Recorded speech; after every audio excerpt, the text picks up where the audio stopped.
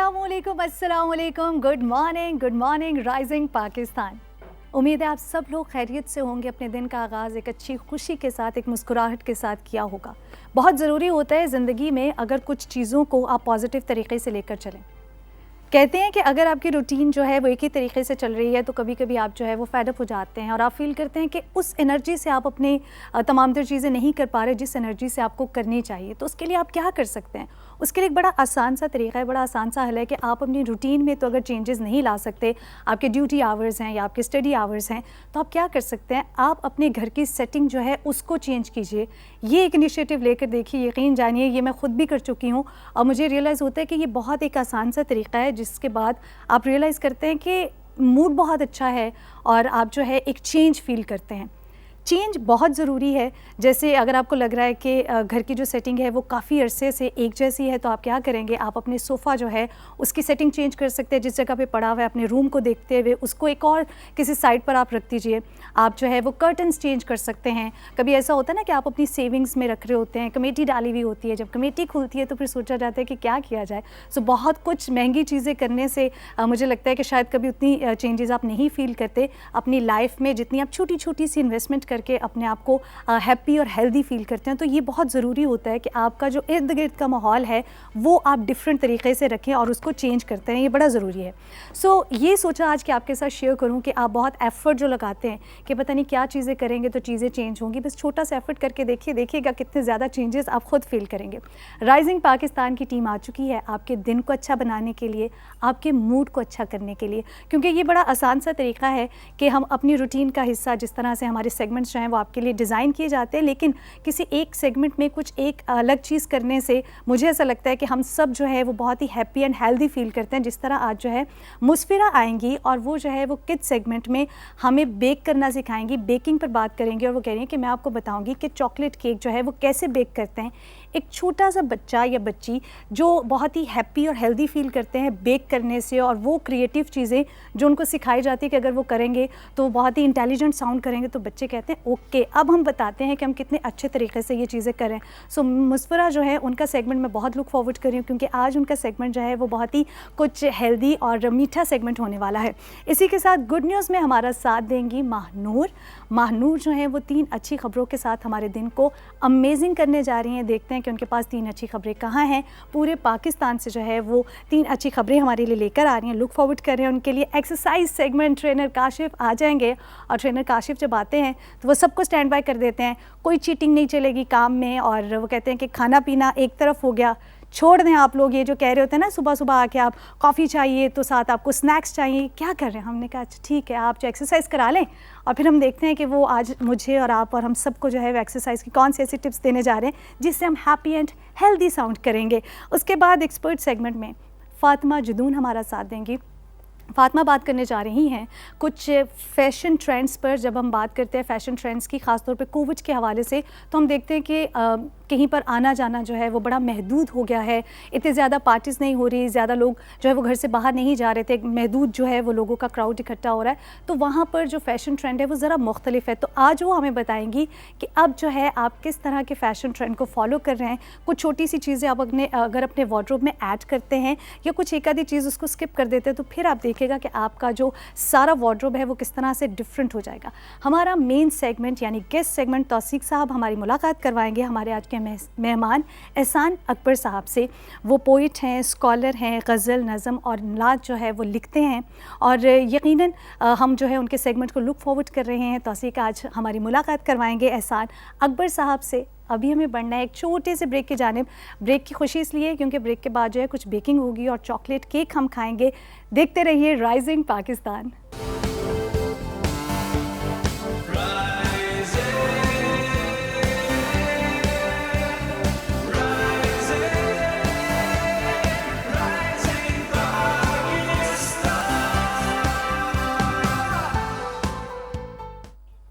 Welcome back to rising Pakistan. Rising Pakistan में हम एक बार फिर आपको खुशामदीद कहते हैं।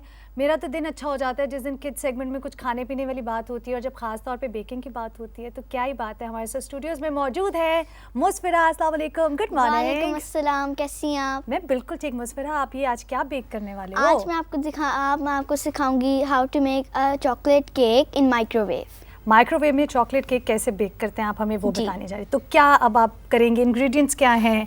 तो सबसे पहले हम ड्राई इंग्रेडिएंट्स को मिक्स करेंगे, फिर वेट को, फिर इन दोनों को मिक्स कर देंगे। और फिर बेक करेंगे एंड केक इज रेडी। जी बस इतना सा काम है? जी। मुझे तो मुश्किल लगता है, आसान है। चलें जी, ये अब वाला मैं आपको भी हेल्प कर होगा। दूंगी, ठीक है। पहले आपको क्या चाहिए होगा? ये पहले ये है 1 कप फ्लोर।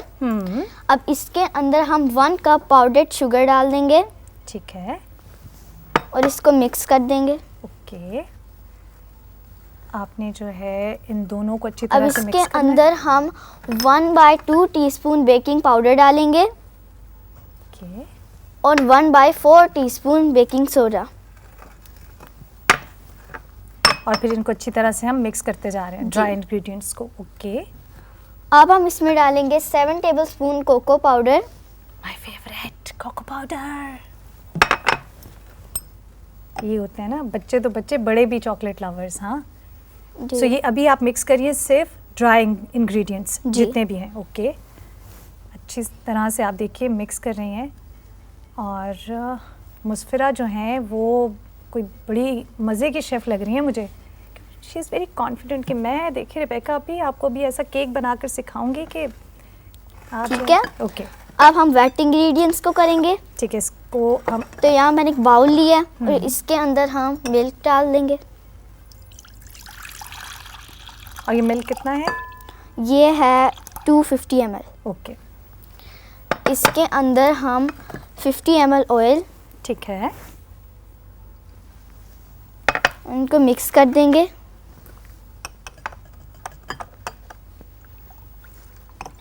ये तमाम इंग्रेडिएंट्स जो हैं उनको अच्छी तरह से मिक्स कर रही हैं। इसमें मिल्क है और ऑयल है, जी। ठीक है। अब इसके अंदर ये हम, आप स्लोली से डालें ऐड और करते मैं जाओ। मिक्स करूँगी। ठीक है, मैं वैसे इस स्पून को भी यूज़ कर सकती हूँ, ठीक है। ठीक है। ओके, कितना मज़ा आता है ना, आप सिर्फ जो है वो आप हेल्प कर रहे हैं और आपको कुछ करना नहीं जी। पड़ेगा, है ना। मिस फिर ऐसे करती हैं मामा के साथ? जी जहाँ आपको लगे कि मुझे ऐड नहीं करना, मुझे आपने बता देना है, ठीक है। ठीक है। और ऐड करूँ? जी ओके। एक्चुअली मैं मुस्फरा आप जैसी अच्छी कोई शेफ़ नहीं हूँ ना। वो कह रही है मैं आपको ऐसी कुकिंग सिखाऊंगी कि आप याद करेंगी बेकिंग। हाँ, जी। चलें जी। ये हम जो है इसमें ड्राई इंग्रेडिएंट्स, जिसमें मैदा है, चीनी है पिसी हुई, और इसमें बेकिंग पाउडर भी डाला था आपने। और बेकिंग सोडा। बेकिंग सोडा और बेकिंग पाउडर डाल के हम इसको मिक्स कर रहे हैं। जी। सारा तो नहीं डालते ना एक बार में, नहीं। थोड़ा थोड़ा। जी ओके, ये देखें जी, थोड़ा थोड़ा सा साथ हम मिक्स करेंगे। ओके, ऐसे नन्हे नन्हे हाथ जो हैं, थक जाती हो? नहीं। जो काम शौक से किया जाए उसमें नहीं थकते ना बच्चे। जी। तो वैसे बेकिंग का शौक कैसे आया आपको?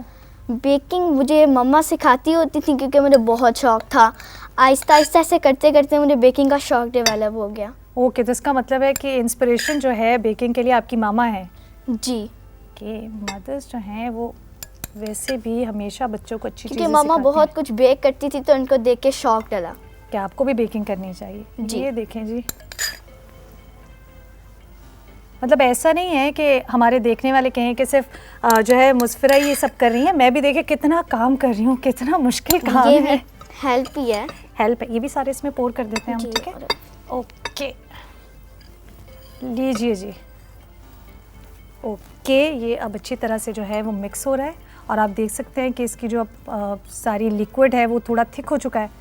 जी। वाओ, ये तो ऐसे भी हम खा सकते हैं। नहीं, ऐसा अच्छा नहीं लगेगा, बेक होकर ज़्यादा अच्छा लगता है। नहीं, थोड़ा थोड़ा बनाते हुए दिल चाह रहा है तो आप चीटिंग कर सकते हैं ना। कह रही है no Rebecca aunty, it's not allowed. Rebecca आप। हाँ, अरे कितने अच्छा लग रहा है मुझे, ऐसे बच्चे आने चाहिए हैं। ओके जी, अब हम क्या करने जा रहे हैं? अब हम इसमें वनीला एसेंस डाल देंगे ठीक है। For nice fragrance.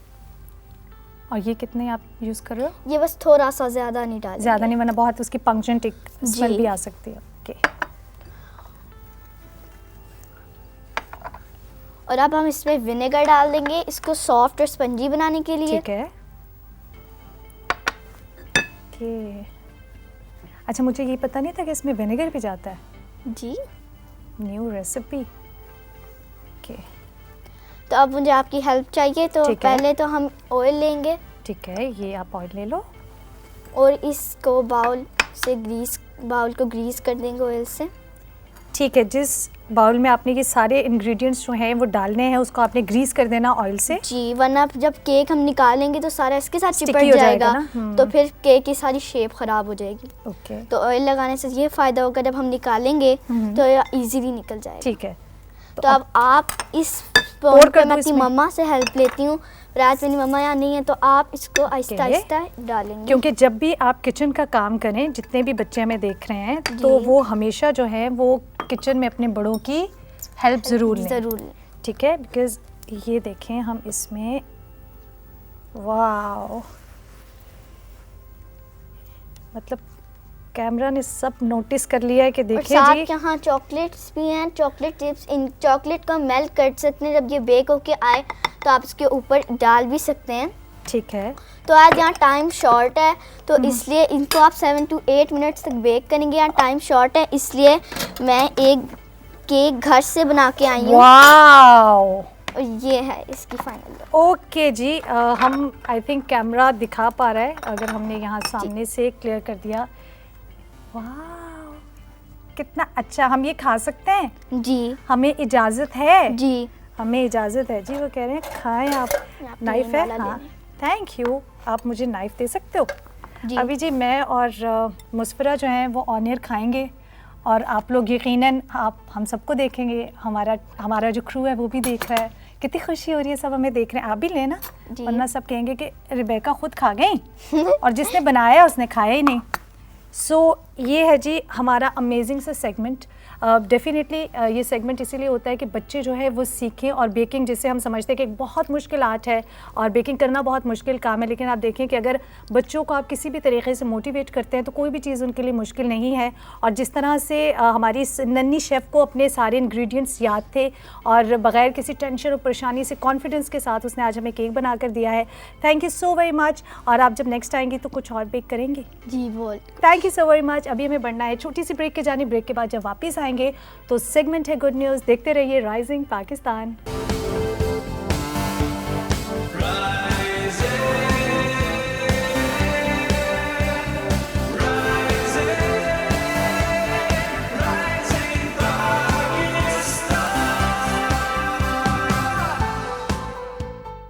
Welcome back to rising Pakistan. Rising Pakistan में एक बार फिर हम आपको खुशामदीद कहते हैं। जब किड्स सेगमेंट इतना टेस्टी हो जाए, क्योंकि उसमें जब कुछ कुकीज़ और केक्स की बात होती है तो यकीन जाने दिन, मैं तो वैसे मीठा खाने की इतनी शौकीन हूँ ना, तो वो मीठे का नाम सुन के मेरा मूड अच्छा हो जाता है और फिर अच्छा खा लेना, उसके बाद 3 अच्छी खबरों से दिन अच्छा ना हो ऐसा हो नहीं सकता। सो मेरा दिन तो बहुत अच्छा गुजरने वाला है, ऐसा आज कन्फर्म हो चुका है।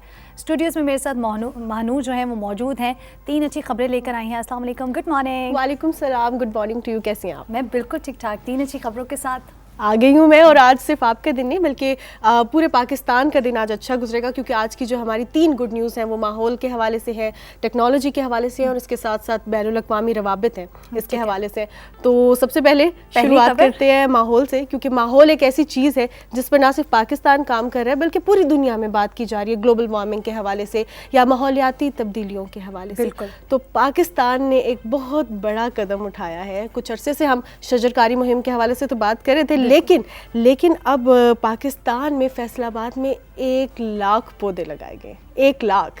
पाकिस्तान के शहर फैसलाबाद में सिर्फ फैसलाबाद में 1 लाख पौधे, फैसलाबाद जिला में 1 लाख पौधे लगाए गए। हाल ही में हमने सुना था कि गुजरावाला में 50,000 पौधे लगाए गए एक वक्त में, लेकिन अब फैसलाबाद के ज़िला में जो है 1 लाख पौधे लगाए गए हैं। और सबसे बड़ी बात, बच्चों ने लगाए हैं। और फैसलाबाद के ज़िला जड़ावाला, तांदलियावाला, इसके साथ साथ चकझुमरा में तमाम इन जो तहसीलें हैं इसमें एक ही वक्त में बच्चों ने 1 लाख पौधे लगाए। और मैं ये देख रही थी कि अगर हम अपने बच्चों को ये सिखा रहे हैं तो उन बच्चों की छोटी सी काविश से ना सिर्फ उनका आज बल्कि उनका कल भी बहुत खूबसूरत हो गया। क्योंकि जब हम बच्चों की बात करते हैं, जिस तरह आपने इस गुड न्यूज़ में भी महानूर शामिल किया है, तो बच्चों की बात करने का मकसद होता है कि हम आने वाली जनरेशन को देख रहे हैं, आने वाली नस्ल को देख रहे हैं। और पौधों के हवाले से या दरख्तों की जब भी बात की जाती है तो दरख्त का रेफरेंस हमेशा दिया जाता है कि आज आप लगाएंगे तो आने वाली नस्लें जो हैं वो उसकी छांव में बैठ सकेंगी।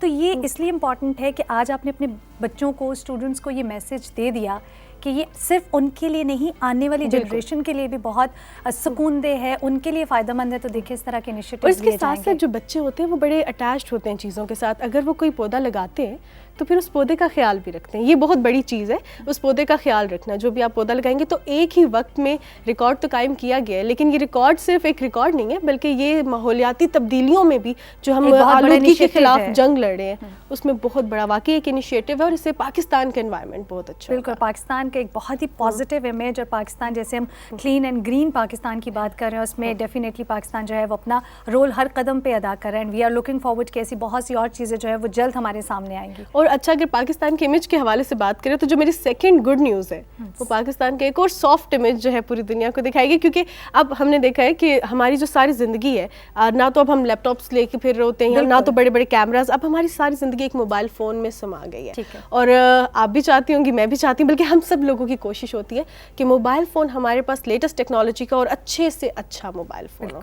हम सुनते थे बचपन में कि मोबाइल फ़ोन जो है हमने बाहर से मंगवाया है, और हमारा कोई रिश्तेदार आया है या बाहर से मंगवाना है। लेकिन अब मोबाइल फ़ोन इंडस्ट्री की अहमियत को मद्देनज़र रखते हुए पाकिस्तान ने भी मोबाइल फ़ोन बनाना शुरू कर दिए। ये तो एक खबर है ही, लेकिन सबसे बड़ी एक प्राउड की बात है, बड़े फ़ख्र के साथ मैं आपको ये बता रही हूँ कि पाकिस्तान की मोबाइल फ़ोन में एक्सपोर्ट्स ज़्यादा हो गई हैं एज़ कम्पेयर टू इम्पोर्ट्स।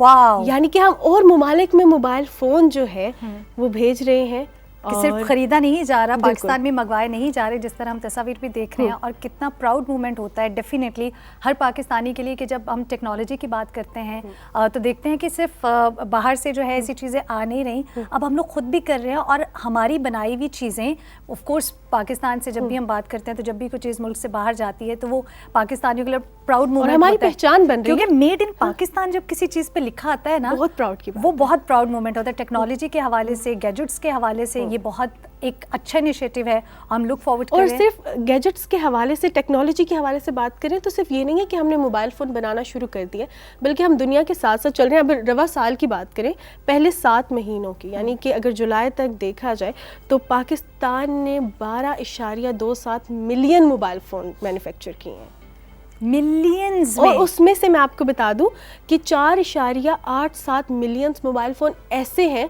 जो कि 4G टेक्नोलॉजी के साथ कंपैटिबल है, 4G टेक्नोलॉजी के साथ वो काम करेंगे। और ये हमारे लिए बहुत फ़ख्र की बात है, बहुत बड़ी बात है कि ऐसा नहीं है कि आप ये सोचें कि अच्छा अगर काम हो रहा है तो अभी तो सिर्फ 2G पे या 3G पे, मतलब वो दुनिया के लेवल पे काम हो रहा है। 4G टेक्नोलॉजी के साथ जो है चल रहे हैं, और ख़ासतौर पे मैन्युफैक्चर भी कर रहे हैं, एक्सपोर्ट भी कर रहे हैं। और ये कभी भी मुमकिन नहीं हो सकता था जब तक गवर्नमेंट सपोर्ट ना करती, गवर्नमेंट की सहूलियाती पॉलिसियाँ ना होती, सब्सिडीज़ ना होती, इंसेंटिव्स ना होते।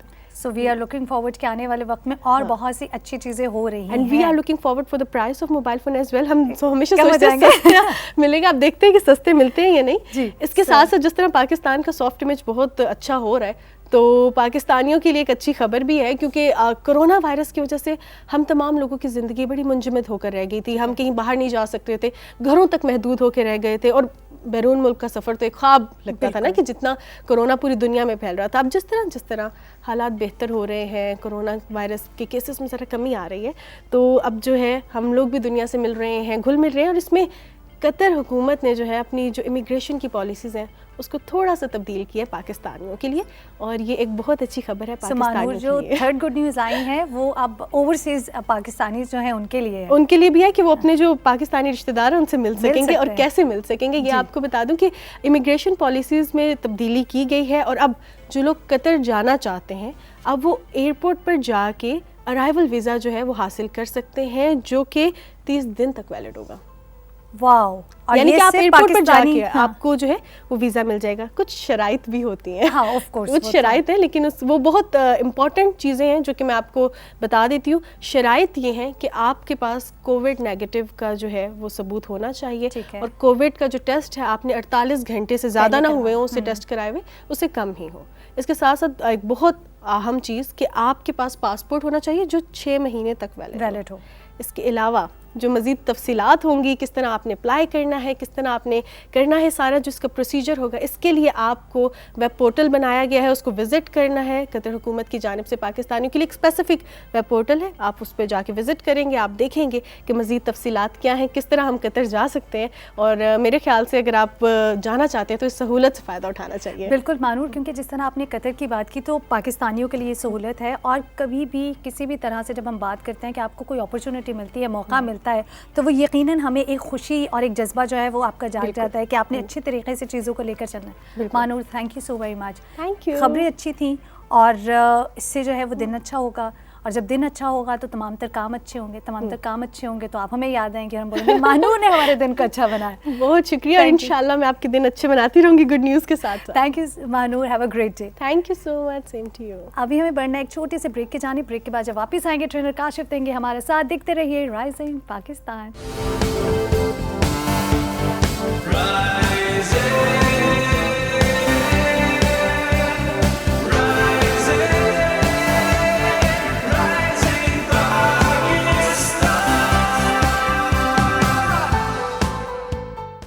Welcome back to rising Pakistan. साथियों, आज का जो हमारा वर्कआउट है वो शोल्डर्स से मबनी है। हमने शोल्डर्स के थोड़ा सा टेक्निकल करने की गुजारिश है, करने दीजिए मुझे। सारे एरियाज़ को ट्रेन करेंगे बैक से फ्रंट तक, एक यू बनाएंगे।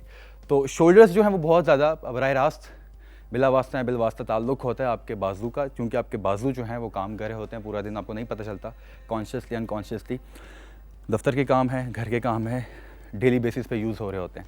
तो यूजुअली क्या होता है कि यहाँ पे बहुत ज़्यादा स्ट्रेस पड़ता है, टेंशन पड़ती है, जिसकी वजह से हम थकावट का एहसास महसूस करते हैं। लेकिन वर्जिश जो है, ये वाली वर्जिश जो है, ये डेफिनेटली आपके हर स्मॉल मसल को जब हम ट्रेन करेंगे डिफरेंट एंगल से, वेरिएशन से, तो आपको थोड़ी सी बेहतरी आएगी आपके पट्ठों में, आपके शोल्डर्स मजबूत होंगे। तो हम हर एंगल से आज अपने शोल्डर्स को ट्रेन करने जा रहे हैं। साथ ही सबसे पहले शोल्डर रोटेटर कफ जो है, इसको वार्म अप करना नहायत ज़रूरी है।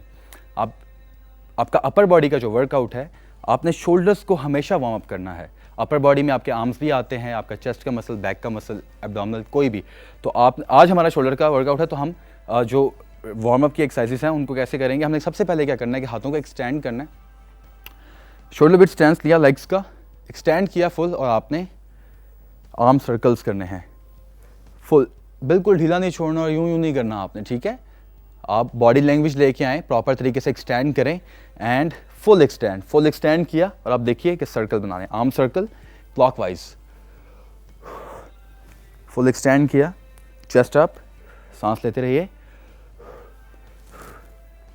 हाई रेपिटेशंस करेंगे, 30 to 40 रेपिटेशंस करेंगे। जब आप 25वें 26वें कहीं पे भी आखिरी जो रेप्स हैं वहाँ तक पहुँचेंगे तो आपको यकीनन यहाँ पे जलन दर्द महसूस होगा, कि विच मीन्स कि आपके पट्टे जो हैं वो वार्म्ड अप होना शुरू हो गए हैं। इसके बाद सेम थिंग, 3 सेट्स किए, रेस्ट लिया, 30 रेपिटेशंस किए, इन बिटवीन 30 सेकंड का रेस्ट लिया। उसके बाद दोबारा से हमने क्या किया, अब हमने इस तरह से किया था साथियों, ताकि हमारे सारे जो मसल्स हैं शोल्डर्स के जो हैं वो इन्वॉल्व हो जाएं। रिक्रूट करने के बाद उनको हमने अच्छे तरीके से वार्म अप कर लिया साथियों। अब इसके बाद हमने क्या करना है, हमें बारबल चाहिए, हमें डंबल्स चाहिए। डंबल्स सबसे पहले हम लेते हैं, डंबल हमने सीटेड करने हैं। सीटेड डंबल के लिए हम क्या करेंगे कि हम फ्लोर पे बैठ जाएंगे। अब आप देखिएगा कि डंबल्स को हमने यूँ यूज़ करना है, ग्रैब किया और लॉक किया यहाँ पे, इसको पीछे की जानिब लेके आएंगे, बिल्कुल स्मॉल रेंज में, ज़्यादा पीछे की जानिब नहीं लेके जाना, स्मॉल रेंज मैंने कहा है। तो हल्का सा बाईपास करेंगे अपनी बॉडी को, स्मॉल, ठीक है, ताकि हमारे वो मसल्स जो हमने यहाँ तक हमेशा ट्रेन किए हैं, अगर मैं आपको खड़ा होकर बताऊँ कि वो मसल्स जिनको हमने हमेशा यहाँ तक ट्रेन किया है, यहाँ ला के रोका है, रेंज ऑफ मोशन रोकी है, इसको थोड़ा सा हम एक्सटेंड करेंगे। किस तरीके से देखिएगा, आप चाहें तो स्टैंडिंग में कर लें, चाहें तो बैठ के कर लें। जिन लोगों को लोअर बैक का इशू है, खड़े होकर वर्जिश करते हुए कमर में दर्द निकलता है, ख़ासतौर पर शोल्डर्स की, तो वो बैठ के टेक लगा के कुर्सी पे कर सकते हैं।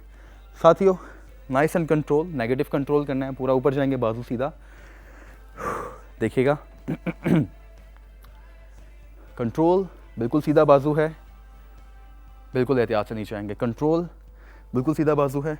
अब आप देखिए कि मेरी जो रेंज ऑफ मोशन है समवेयर इन बिटवीन, मैं यहाँ आ रहा हूँ, इससे ऊपर नहीं जा रहा। आप चाहें तो इसके ऊपर ले जाइए ज़्यादा, लेकिन रेंज ऑफ मोशन और बढ़ने की वजह से आपको डिपेंड करता है कि आपका फिटनेस डिज़ायर लेवल क्या है। ये भी इसी मसल्स को ट्रेन करने के लिए यूज़ होती है। अब मैं फुल रेंज ऑफ मोशन में जाऊँ तो ज़रा एडवांस लेवल आ जाएगा। तो हमने क्या करना है, यहाँ रखेंगे और नाइसली पीछे की जानिब जाएंगे। अब हमने क्या करना है साथियों, डंबल को बाईपास करना है अदर साइड, क्योंकि जब एक साइड करनी है तो दूसरी साइड को अपने भूलना नहीं है करते वक्त, ठीक है। बिल्कुल एहतियात से करना है आपने। 10 रेपिटेशंस करेंगे, यानी कि 10 मरतबा इस साइड पे किया और 10 मरतबा राइट साइड पे किया, बिल्कुल एहतियात से, नेगेटिव कंट्रोल करते हुए। इसके बाद हमने क्या करना है साथियों, डंबल लिया यही वाला और रोटेशन देखिए आपने, लिफ्ट किया, आर्म स्ट्रेट की बिल्कुल ऐसे, और ये देखिएगा बिल्कुल कानों की लौ की जानिब ये लेके आए एहतियात से, ऑल द वे रोटेट किया। अब देखें आपकी जो मुट्ठी है, जो फिस्ट है, वो रोटेट हो रही है किस तरीके से, ये गए ये गए ये गए, ये रोटेट हुई और ये नीचे आते हुए बिल्कुल स्लो वापस रोटेशन में आई, ठीक है साथियों। 12 रेपिटेशंस करेंगे एक साथ, core nice and tight, breathe in and breathe out. साथियों इसके बाद हमने बारबल लेना है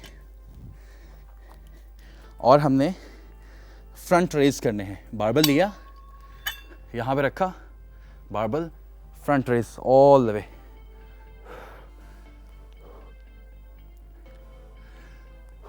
ये देखिए कि मैंने इसकी क्लोज ग्रिप नहीं रखी हुई, थोड़ी सी वाइड रखी हुई। यूजुअली हम इसकी यहाँ से ग्रिप प्लेसमेंट करते हैं, यहाँ से करते हैं, आज हम थोड़ा सा वाइड करें ताकि हम अदर मसल्स को रिक्रूट कर सकें, ठीक है साथियों।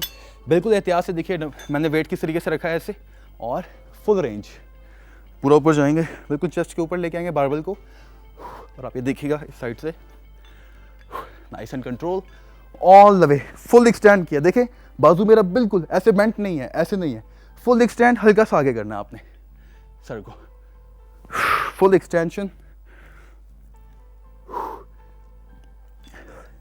10 रेपिटेशंस करेंगे साथियों इसके बाद हमने क्या करना है, हमने श्रग करना है। श्रग्स के लिए क्या करते हैं, बारबल को यूं रखा, लिफ्ट किया, ग्रैब किया, वेट को पकड़ा और ऑल द वे पूरा ऊपर जाएंगे और पूरा नीचे रिलैक्स करेंगे पट्टों को। देखिएगा क्लोजअप लीजिएगा मेरे कंधों का, मिड शॉट, ऊपर किया, नीचे जाएंगे, ऊपर किया, फुल रेंज, ये देखिए ऊपर, contraction, squeeze, contraction mind body, relax, extend, squeeze, expand, full range, all the way deep down. साथियों इसके बाद हमने क्या करना है, हमारी वर्जिश की आखिरी हरकत है और हमने लाइट वेट लिया, हाथ ऐसे रखा। जब हम एक चीज़ को प्रोनेट की तरह पकड़ते हैं, यानी कि हम इस तरीके से पकड़ते हैं, तो हम आसानी से, क्योंकि ग्रेविटी के अगेंस्ट जा रहे हैं लेकिन हमारी स्ट्रेंथ ज़्यादा है। जब हम यूं कर लें लाइट वेट के साथ तो हमें हमारी ज़्यादा स्ट्रेंथ यूज़ होगी। इसको पकड़ा, ऑल द वे कंट्रोल किया, डंबल बिल्कुल सीधा, नेगेटिव जो है, जो मैं नीचे आ रहा हूँ बिल्कुल स्लो आ रहा हूँ, ऑल द वे पूरा रखा, 90 डिग्री, इससे बाईपास नहीं करना, 90 डिग्री रखना है, यहाँ नहीं जाने देना, ठीक है। कंट्रोल्ड ऑल द वे, बिल्कुल स्लो, फील द बर्न, बाजू सीधा, अदर साइड किस तरीके से, बिल्कुल सीधा किया, ऊपर लेके गए, 90 डिग्री, बाईपास नहीं करना, कंट्रोल, बिल्कुल स्लो, डंबल डोलना नहीं चाहिए, 10 रेपिटेशंस। साथियों ये था हमारा आज का वर्कआउट, मुझे उम्मीद है आपको पसंद आया होगा। इसके बाद हमें लेनी एक छोटी सी ब्रेक के बाद हमारे साथ होंगी फातिमा जदून, आपके लेके आ रहे हैं फैशन बताएंगे कोविड से रिलेटेड। हमारे साथ रहिएगा। ये है राइजिंग पाकिस्तान।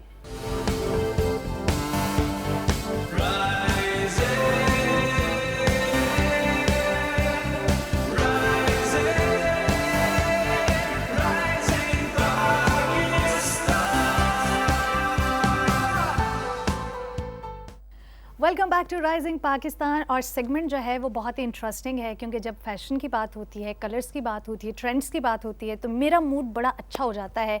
और फातिमा आ गई हैं उसमें कलर ऐड करने के लिए। अस्सलाम वालेकुम एंड गुड मॉर्निंग। कैसी हो?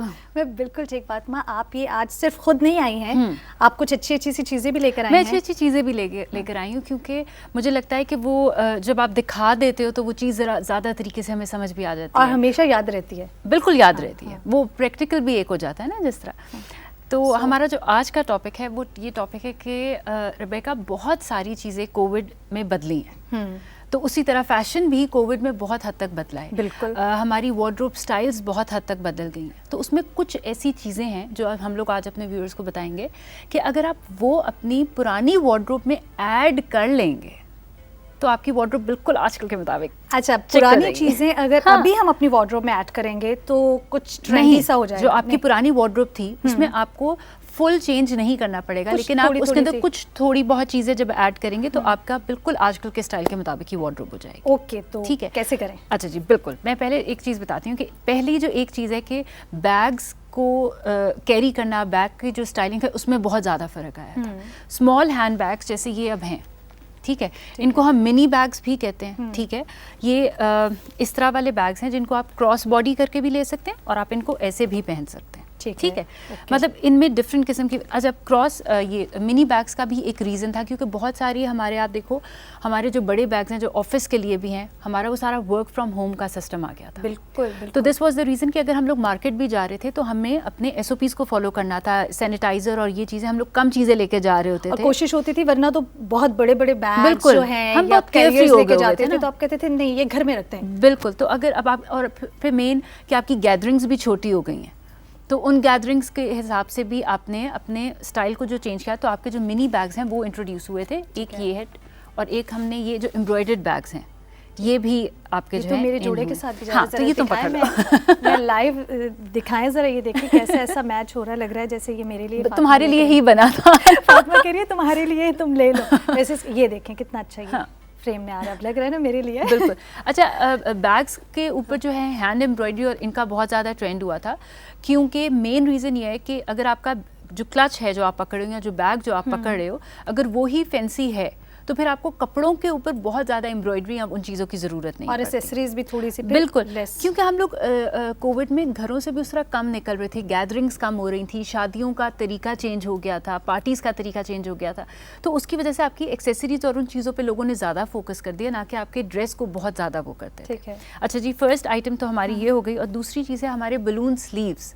ठीक है। अब बलून स्लीव्स को सुन के क्या आपके माइंड में आता है? आई थिंक उसमें प्लीट्स जो डाली हुई होती हैं, जो बहुत balloon ज़्यादा sleeves। पफ्ड आपके हाँ, स्लीव्स होते yes, हैं, बलून स्लीव जो बहुत फूले हुए होते हैं, ठीक है। वो वाले स्लीव्स की बात कर रहे हैं, क्योंकि हम लोगों ने ज़्यादातर अपने ड्रेप्स और उनके ऊपर काम किया था, और ये 60s का फैशन था जो वापस इस अभी टाइम पर दोबारा आया। जो है बिल्कुल 20s आया में, है। एक ये भी कहा जाता है कि जी बलून स्लीव्स खाली जो पतले लोग हैं उनको करेगा, तो वो मैं क्लियर कर दूं कि बलून स्लीव्स को हर कोई पहन सकता है, लेकिन जो पफ्ड स्लीव्स हैं वो ज़्यादातर जो पिटीट लड़कियां अगर वो पहने, क्योंकि जब आप पिटीट मतलब जब आपके शोल्डर्स जो हैं थोड़े लीन हैं, तो फिर जब आप पफ्ड स्लीव पहनते हो तो आप थोड़े से ब्रॉड लगते हो। Okay. तो पफ्ड स्लीव्स और बलून स्लीव्स का फ़र्क ये होगा। अच्छा, ये डिफरेंस है। बिल्कुल। तो आपको अपनी जो, मुझे वैसे आपने एक जो बात की है कि आपको हमेशा जो अपनी ड्रेसिंग है ना वो अपनी फिजिक के अकॉर्डिंग ही करनी चाहिए। आई थिंक कि हम जब बात करते हैं कि ये फैशन है तो हम सोचते हैं कि ये फैशन है, ये चीज़ मुझे फैशन में अच्छी लग रही है तो वो मुझे ज़रूर स्टिच करवा कर या ख़रीद कर पहननी है, तो मुझे लगता है ऐसा नहीं हमें करना चाहिए। लेकिन मुझे ये भी लगता है रेबेका कि बिल्कुल वो आप उस चीज़ का ख्याल रख लो, लेकिन अक्सर लोग इतने जिंदा दिल होते हैं कि वो कहते हैं यार एक दफ़ा ट्राई तो कर ही लेना चाहिए। ट्राई करना तो तो मुझे अच्छी ये बात लगता है। है कि, और अक्सर जो हेल्दी लोग भी हैं या जिनको वो चीज़, अब जिस तरह मैं ये कहूँगी कि अब आप हो तो आप देखो, आप पफ स्लीव के अलावा भी आप सही जी, लगते हो हाँ। और पफ्ड के साथ भी सही लग रहे हो, लेकिन वो वही वाली बात है कि कुछ लोगों का कैरी करने का अंदाज भी ऐसा होता है कि हमें लग रहा होता है कि यार ये इसकी बॉडी के साथ ठीक नहीं जाएगा, लेकिन आप कैरी इतने अच्छे तरीके से करते हो, आपका कॉन्फिडेंस बहुत मैटर करता है हर चीज़ के लिए। तो आफ्टर ऑल आप कैरी कहते हैं ना कि अपना कॉन्फिडेंस ही कैरी बिल्कुल, अगर आपका कॉन्फिडेंस बहुत अच्छे तरीके से कैरी किया हुआ है तो सब अच्छा सब लगेगा। अच्छा लगेगा। ये कुछ और अच्छा भी जी, मुझे नजर उसके आ रहा अलावा है। हम लोगों की जो स्टेटमेंट ज्वेलरी है वो ऐड हुई थी। स्टेटमेंट ज्वेलरी में मैं ये कहूँ कि कोविड टाइम्स में इयररिंग्स और इनका इतना ट्रेंड नहीं रहा था, क्योंकि हम मास्क वगैरह पहन लेते हैं तो ठीक है। वो इतना आपका नज़र नज़र नहीं आता, आ रहा होता, तो बहुत ज़्यादा रिंग्स पे, बहुत ज़्यादा फंकी ब्रेसलेट्स पे, इन पे लोगों का फोकस था, ठीक है। उसके अलावा जो लूज फिटेड जीन्स होती हैं ठीक है, वो बड़ी ट्रेंड वो में है। बहुत ट्रेंड में थी, जिनका एक स्पेसिफिक नाम मॉम जीन्स के नाम से भी है कि वो लूज फिटेड होती हैं, हर कोई बहुत आराम से पहना जा सकता है और वो अच्छी भी लगती है। मुझे लगता है स्किनी जीन्स का जो फैशन था वो इस कोविड टाइम्स में बिल्कुल ख़त्म हो गया था। अच्छा, एक रीज़न जो मुझे नज़र आता है कि मॉम जीन्स कोविड टाइम्स में जो बहुत ज़्यादा इन हुई थी, क्योंकि हम लोग घर ज़्यादातर वर्क फ्रॉम होम हो रहा था, यूनिवर्सिटीज़ भी घर में थी, कॉलेज भी घर के थे, तो हम लोग घर में थोड़े लूजी बूजी कपड़ों में कंफर्टेबल होते हैं। बिल्कुल। तो वो उन दिनों के जो ट्रेंड हैं वो ज़्यादातर आपके लाउंज वेयर्स या जो मॉम जीन्स है वो उस टाइम पे क्योंकि नॉर्मली फातिमा ऐसा होता है कि हम डिपेंड करता है कि क्योंकि इस कोविड टाइम में आप कहीं नहीं जा रहे, वरना होता है कि आप डे टाइम पार्टी में जा रहे हैं, कोई रात का फंक्शन है, कोई मॉर्निंग के ऐसा आपका ब्रेकफास्ट है या ब्रंच टाइम है, तो उसके अकॉर्डिंग जो है अपने फैशन वार्डरोब को हम लोग डिज़ाइन किया करते थे, जो कि कोविड टाइम में उस तरह से नहीं हो सका। तो वो बहुत ही ईजी कपड़े जो है, आई थिंक ईजी वेयर जो है बिल्कुल, तभी आपको कहा ना कि कुछ चीज़ें वार्डरोब में ऐड करने से बहुत आप अच्छा बिल्कुल trend, एक ऐसे हाँ, लगेगा सब कुछ नया आ गया है, ठीक है। अच्छा जी, उसके बाद जो कोविड में एक चीज़ जो इन हुई है वो हुए थे कोऑर्ड्स। ठीक है। कोऑर्ड्स बेसिकली हम लोग बहुत कम पहनते थे, ये भी 60s और 70s का ही फैशन है कि प्रिंटेड शलवार कमीज़ पहनी जाती थी, वरना हम लोग सेपरेट्स पहनते थे ना, मतलब एक चीज़ या सॉलिड्स की तरफ आ गए थे, ठीक है। लेकिन इन कोविड टाइम्स में कोऑर्ड्स बहुत ज़्यादा इन हुए हैं, ठीक है। और वो कोऑर्ड्स को आप चाहे 2 पीस में कर लो चाहे 3 पीस में कर लो, लेकिन सारा कुछ आपका जो प्रिंटेड होता है तो वो कोऑर्ड हो जाएगा। और उसी में टाई एंड डाई भी बहुत ज़्यादा इन हुआ था, और ये मैं लेके भी आई हूँ आप लोगों के लिए। आजकल इतना फैशन में है बिल्कुल, टाई एंड डाई भी आप दिखा दें, बल्कि ये आप दिखाएं। मैंने लाल जोड़ा पहना है, मैं यहाँ से दिखाएं। तो ये जो टाई है, एंड डाई, हाँ। बिल्कुल। अच्छा, टाई एंड डाई के कोऑर्ड्स भी हमारे बहुत ज़्यादा फैशन में आए हैं, और हमारे प्लेन भी जो प्रिंटेड कोऑर्ड्स हैं वो भी फैशन में आए हैं। लेकिन जैसे आपने कहा कि tie and dye already it's very much in fashion, ये बहुत सारे ब्रांड्स ने भी इनका लॉन्च किया, लेकिन बहुत सारे लोगों ने, जिस तरह ये आपने देखा ये अनस्टिच मटेरियल है, ये मैंने खुद डाई कराया हुआ है, क्योंकि कुछ कलर्स ऐसे हैं जो हमें अपना दिल कर रहा होता है, चॉइस के होते हैं, तो आप टाई एंड डाई को वैसे भी पहन सकते हो और कोऑर्ड्स में भी पहन सकते हैं। अच्छा, अब हमारे पास वक्त कम है, लेकिन मैं बहुत ख्वाहिशमंद हूँ कि मैं जानूँ कि ये क्या है, ये क्या है, ये क्या है। अच्छा जी, एक चीज़ जो कोविड टाइम्स में एंटर हुई थी वो थी हमारी हेयर ज्वेलरी। ठीक है, ठीक है। और बहुत ज़्यादा ट्रेंड आया था ये हेयर बैंड का। It's a hair band basically. आप ये देखो कि अगर आप इसको पहन लेते हो बिल्कुल, तो आप बिल्कुल जो है ना, आपको लगेगा कि आप एक मल का शहंशाह, कुछ ऐसा प्यारी लग रही है। ये भी आपके लिए बना है। आज जितना कुछ लाई है फातिमा, वो सब कुछ मेरे लिए लेकर आई है। बिल्कुल। अच्छा, और इसका ये है कि देखो, जब आप ये पहन लेते हो तो आपको हेयर ज्वेलरी में खाली बैंड्स ही नहीं है, जेमस्टोन की पिन्स भी हैं, हेयर पिन्स भी हैं, आपकी जूड़ा पिन्स हैं, आपके क्लिप्स हैं छोटे छोटे, जो बहुत ज़्यादा हैं। लेकिन बहुत ज़्यादा ट्रेंड में आपके बैंड्स आए थे। सो छोटी छोटी चीज़ों को अगर आप अपनी एसेसरीज में ऐड कर लेते हैं, थोड़ा सा कलर में चेंज कर लेते हैं, तो आई थिंक आपकी पूरी वार्डरोब चेंज हो जाती है, एंटायर आपकी लुक चेंज हो जाती है। बिल्कुल। Fatima, thank you so very much, बहुत शुक्रिया। बहुत अमेजिंग सेगमेंट कलर पर, फैशन पे हुआ, तो यकीनन जो है वो बहुत से आइडियाज़ भी हमें। Thank you so very much. Thank you. अभी हमें बढ़ना एक छोटी सी ब्रेक के जाने, ब्रेक के बाद जब वापस आएंगे तौसीक हमारी मुलाकात करवाएंगे एहसान अकबर साहब से। कहीं नहीं जाना, देखते रहिए राइजिंग पाकिस्तान।